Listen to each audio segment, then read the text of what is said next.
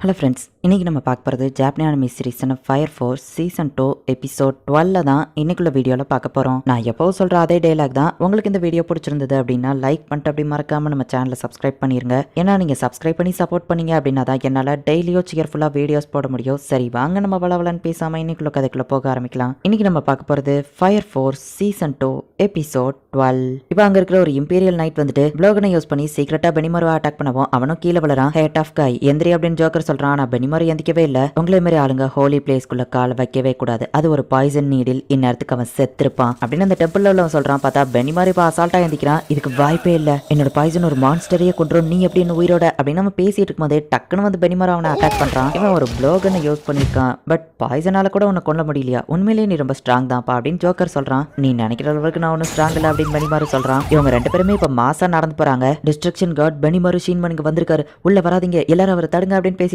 பெனிமரு just ஒரு சொடக்கு தான் போடுறான், எல்லாருமே பறக்குறாங்க. ஜோக்கர் இந்த மனுஷங்கள்லாம் ரெயின் மாதிரி மேல இருந்து கீழே விழுந்துட்டு இருக்காங்க அப்படின்னு பாட்டு பாடிட்டு வந்துட்டு இருக்கான். இப்போ உள்ள போய் பார்த்தா என்ன எதுவுமே இல்ல அப்படின்னு சொல்லி பெனிமரு கேட்கறான். நீ வெளியே இருந்து பார்த்தா எல்லாமே நார்மலா தான் தெரியும், உன் கண்ணுக்கு உண்மை தெரியாது, ஏன்னா அவங்க எல்லாரும் நெதர்ல இருக்காங்க அப்படின்னு ஜோக்கர் டேபிள் ஏற்றி வைக்கிறான். பார்த்தா அண்டர் கிரவுண்டுக்கு போற வழி இருக்கு. இப்ப பெனிமரு அப்படியே நின்னுட்டு இருக்கான். என்னாச்சு இங்கே நின்னுட்டு இருக்க போறியா, கீழே எல்லாரும் வெயிட் பண்ணிட்டு இருக்காங்க அப்படின்னு ஜோக்கர் கூப்பிடுவோம். உனக்கு எப்படி இதை பத்தி எல்லாம் தெரியும் அப்படின்னு பெனிமரு கேட்கறான். ஏன்னா எனக்கு இருட்டு ரொம்ப பிடிக்கும் அப்படின்னு சொல்லிட்டு அவன் கீழே கூட்டிட்டு போறான். கேட்கறதுக்கு சீரியஸா பதில் சொல்லு, உனக்கு எப்படி இதெல்லாம் பத்தி தெரியும் அப்படின்னு பெனிமரு கேட்கறான். பழச பத்தி இப்ப எதுக்கு பேசிக்கிட்டு அப்படின்னு நம்ம பேசுவோம், நான் சீரியஸா கேட்கறேன் பதில் சொல்லு அப்படின்னு பெனிமரு சொல்லவும். இப்ப நம்ம போகிற இடத்துல உனக்கே புரிய வரும், ஏன்னா நான் இந்த இடத்துல தான் வேலை பார்த்தேன் அப்படின்னு அவன் சொல்லவும். இந்த இடத்துல வேலை பார்த்தேன்னா கடைசியா ஒரே ஒரு கேள்வி மட்டும் கேட்கறேன் அப்படின்னா நீ அவனுங்கள மாதிரி ஹேர் கட் பண்ணிருப்பியான்னு கேட்கவும், கண்டிப்பா இல்ல, நான் ஒன்னும் அந்த மாதிரிலாம் வேலை பார்க்கல, நான் ஷேடோஸ்க்காக வேலை பார்த்தேன், இந்த சர்ச்சோட மோசமான வேலை எல்லாத்தையும் அவங்க தான் பார்ப்பாங்க, கொஞ்ச நேரத்துல நீ அவங்கள மீட் பண்ணிடுவ அப்படின்னு சொல்லி ஜோக்கர் சொல்றான். இவங்க போயிட்டு இருக்கிற இடத்துல திடீர்னு பவர் கட் ஆகுது. நிறைய பேர் பெனிமருவியோ ஜோக்கரையோ சுத்தி வளைக்கிறாங்க. இதை அவங்க வந்துட்டாங்க, ஹோலி சோல் டெம்பிளோட ஷேடோஸ்,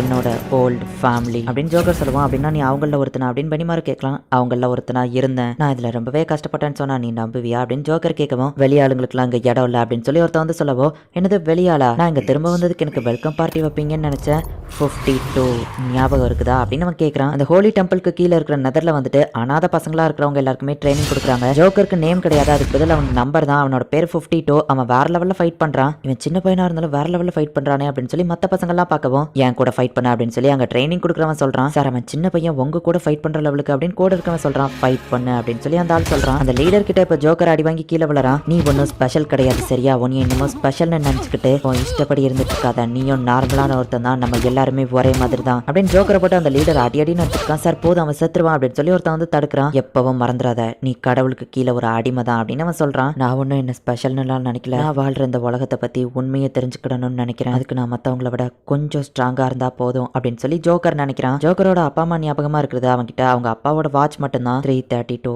அந்த டயத்துல தான் என்னோட லைஃபோட டைமும் ஸ்டாப் ஆயிடுச்சு அப்படின்னு அவன் அந்த வாட்சை பார்த்துட்டு இருந்தா. அந்த வாட்சை பிடிக்க அந்த லீடர் உடச்சிருந்தான். கடவுள் தான் நமக்கு ஃபேமிலி, மத்த ஃபேமிலி எதுவும் நமக்கு கிடையாது அப்படின்னு அவன் சொல்லிட்டு போறான். ஜோக்கரை போட்டு கட்டி வச்சு அடி அடின்னு அடிச்சு டார்ச்சர் பண்றான். உன்னோட பாடி ஃபுல்லா கடவுளுக்கு தான் சொந்தம், நம்ம எல்லாருமே ஒண்ணுதான், நான் உன்னை யூஸ் பண்ணிக்கிடுவேன் அப்படின்னு சொல்லி அவனை அபியோசம் பண்றான். நம்ம ஹீரோவான ஷீன்ரோட வீடு எரிஞ்ச அந்த டயத்துல வந்துட்டு ஷேடோஸ் அங்க இருக்கிற தடயத்தை அழிக்கிறதுக்காக போயிருப்பாங்க. அப்ப 52 கூட்டிட்டு போயிருப்பாங்க. பட் ஜோக்கர் அங்க இருந்து ஓடி வந்துருதான். நான் தப்பிக்கிறதுக்கு இதுதான் சரியான நேரம், என்னோட லெஃப்ட் ஐ திடீர்னு இதுக்கு என்னாச்சு, ஒருவேளை பர்ன்ஸோ இதை ஃபீல் பண்ணுவான்னு நினைக்கிறேன் அப்படின்னு சொல்லிட்டு இப்ப ஜோக்கர் ஃபாஸ்டா ஓடுறான். ஷேடோஸ் கிட்ட இருந்து நான் ஒரு வழியா தப்பிச்சு வந்துட்டேன், எனக்கு ஃப்ரீடம் கிடைச்சிருச்சு அப்படின்னு ஜோக்கர் ஓடி வரான். ஒரு பொண்ணு அவனை பார்த்துட்டு அப்பா வாசல்ல ஒருத்தர் மயக்கப்பட்டு விழுந்து கிடக்குறாருன்னு சொல்லுவோம். இப்ப அவனை உள்ள கூட்டிட்டு வந்து சாப்பாடெல்லாம் கொடுக்குறாங்க. நான் சாப்பிட்டதுக்கு பதில் வேலை ஏதோ பண்ணணும்னா சொல்லுங்க நான் பண்றேன் அப்படின்னு சொல்லி ஜோக்கர் கேட்கறான். அதெல்லாம் இருக்கட்டும் பரவாயில்லன்னு அந்த பொண்ணோட அம்மா சொல்றாங்க. இந்த ட்ரெஸ்ஸை போட்டுக்கோன்னு சொல்லி அந்த பொண்ணோட அப்பா கொடுக்குறாரு. அவங்களுக்காக ஜோக்கர் வந்து கடைக்கு போய் ஷாப்பிங் பண்ணிட்டு வரான். அப்போ அந்த வீட்டுக்குள்ள இருந்து 2 பேர் போறாங்க. ஜோக்கர் உள்ள போய் பார்த்தா அந்த ஃபேமிலியவே கொலை பண்ணிட்டாங்க. நம்பர் 52க்கு இப்ப போகிறதுக்கு எந்த ஃபேமிலியும் இருக்காது. இப்போ அதை அவன் புரிஞ்சிருப்பான்னு நினைக்கிறேன். நம்மளை தவிர்த்து அவன் எங்கேயும் போக முடியாது, இல்லைன்னா அவன் லைஃப்ல தனியாவே தான் இருக்கணும் அப்படின்னு சொல்லி அந்த லீடர் சொல்லியிருப்பான். அப்போல இருந்து ஜோக்கர் தனியா தான் வேலை பார்க்கறான். அண்ட் இவன் ஷேடோஸ்ல இருந்து தப்பிச்சு போனதுனால இவனை கிரிமினல் அப்படின்னு சொல்லி போட்டுட்டாங்க. ஜோக்கரை சித்திரவதை பண்ண அந்த லீடர் தான் இந்த இடத்துல நின்றுட்டு இருக்கான். நான் அந்த லீடரை பார்த்துட்டு தான், நீ மத்தவங்களை பார்த்துக்கோ அப்படின்னு சொல்லி ஜோக்கர் சொல்லவும், நம்ம ஈக்குவலா பறிச்சுக்கிடுவோம்னு நினைச்சேன் அப்படின்னு சொல்லி பெனிமரு கேட்கறான். மத்தவங்களை குறைச்சி எடை போடாத, இங்க இருக்கிற ஒவ்வொருத்தங்களுமே ரொம்ப ஸ்ட்ராங் தான் அப்படின்னு சொல்லி ஜோக்கர் சொல்லவும், அப்ப நான் ரெடி தான் அப்படின்னு சொல்லி பெனிமரு ரெடியா நிக்கிறான். இப்போ அந்த ஷேடோஸ் வந்து அந்த இடத்த புகமூட்டமாக்குறாங்க. உங்களோட பிரீதிங்கை பார்க்கும்போது நீங்க எல்லாருமே என்ன கொல்ற இன்டென்ஷன்லயே வர்ற மாதிரி எனக்கு தெரியுது, நீங்க என்ன கொல்லணுங்கிறதுக்காக ஃபைட் பண்ணலாம், ஆனா நான் ஜஸ்ட் ஃபன்னுக்காக தான் ஃபைட்டிங் பண்றேன் அப்படின்னு சொல்லி இப்போ பெனிமரு எல்லாரையும் அட்டாக் பண்ணிட்டு இருக்கான். அவங்க எல்லாரோட மனசுலயுமே என்ன கொல்லணுங்கிற நோக்கத்தை தவிர்த்து வர எதுவுமே இல்லாத மாதிரி தெரியுது அப்படின்னு சொல்லி பெனிமரு பாக்குறான். இப்போ மொத்தமா எல்லாரும் வரவும் மொத்தமா எல்லாரையும் ஒரே அட்டாக்ல அடிச்சு போடுறான். இனிய கொல்றது மட்டும்தான் அவங்க இன்டென்ஷன் நினைச்சேன்,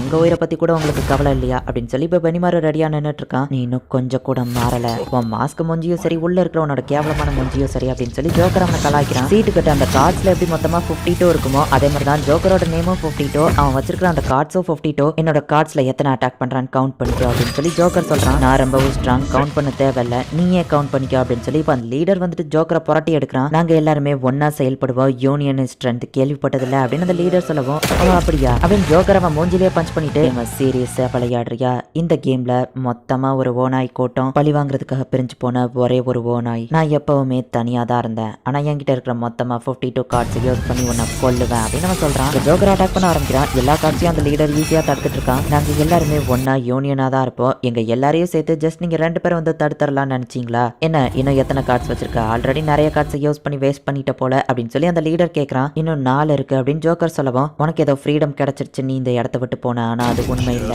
நீ எப்பவுமே ஒரு தோத்தாங்குழியாவே தான் இருந்துட்டு இருக்க, உனக்கு ட்ரைனிங் கொடுத்ததே நானு, நீ என்னையவே அட்டாக் பண்ணி ஜெயிச்சிடலாம்னு நினைச்சியா, உன்கிட்ட இன்னும் ஒரு கார்டு தான் இருக்கு, அதோட கதை முடிஞ்சதும் நீயும் முடிஞ்சிருவ அப்படின்னு ஜோக்கர் அடிச்சு போட்டு அவனோட கடைசி கார்டையும் வந்துட்டு அந்த லீடர் டெஸ்ட்ராய் பண்றான். ஜோக்கர் வந்து அந்த லீடர் டார்ச்சர் பண்ண எல்லாத்தையும் யோசிச்சு பார்த்துட்டு, நான் ஒரு ஜோக்கர் அண்ட் ஒரு ஸ்மோக்கர் அப்படின்னு சொல்லி இப்ப அப்படியே நிறைய பேரா ஏந்திக்கிறாங்க. அந்த லீடரோட கண்ணுக்கு ஒரு மாதிரி இல்யூஷன்ஸ்லாம் தெரிய ஆரம்பிக்குது. என்ன தோத்து போயிட்டியா, எனக்கு தெரிஞ்ச ஒரு சயின்டிஸ்ட் ஃப்ரெண்ட் இருக்கான், அவன் தான் இந்த இல்யூஷன் ஸ்மோக்கை கிரியேட் பண்ணி கொடுத்தான், பெனிமாரு இது எதுவும் பண்ணாதுன்னு எனக்கு தெரியும் அப்படின்னு டக்குன்னு போய் அந்த லீடரோட கையை ஜோக்கர் வெட்டுறான். என்ன பிரிஞ்சு போன எல்லாரையும் ஒன்னா கூப்பிட்டு யூனியனா தான் இருப்பேன்னு நினைச்சேன், என்னோட ட்ரம்ப் கார்டை நான் எப்பவுமே வேஸ்ட் பண்ண மாட்டேன் அப்படின்னு சொல்லி இப்ப அவனை துண்டு துண்டா வெட்டி போடுறான். கண்டிப்பா இதை வச்சு மட்டும் போது என்னால உன்கிட்ட ஜெயிக்க முடியாது அப்படின்னு ஜோக்கர் சொல்றான். பார்த்தா கம்பெனி 1ஓட கேப்டன் பர்ன்ஸ் அந்த இடத்துல வந்து நிக்கிறான். இந்த இடத்துலயே இந்த எபிசோட் முடியுது. பெனிமாரு ரொம்ப ரொம்ப ஸ்ட்ராங்கானவன் தான். ஜோக்கருமே நம்ம ஹீரோவோட பிரதர் ஷோ வந்துட்டு டைமே ஃப்ரீஸ் பண்ணுவான், அவன் கூடயே ஃபைட் பண்ற லெவலுக்கு ஜோக்கரும் ரொம்பவும் ஸ்ட்ராங்கானவன் தான். ஜோக்கரோட பேக் ஸ்டோரியை கேட்கும்போது ஜோக்கர் வந்துட்டு கொஞ்சம் ஹீரோ மாதிரி தான் தெரியுது, அவனும் நியாயத்துக்காக தான் போராடுற மாதிரி தெரியுது. அண்ட் இந்த ஹோலி சோல் டெம்பிள் இவங்க வந்துட்டு அவங்கள தான் எல்லா மக்களுமே வழிபடணும், அவங்களுக்கு அடிமையா இருக்கணும் அப்படிங்கிற மாதிரி நினைக்கிறாங்க.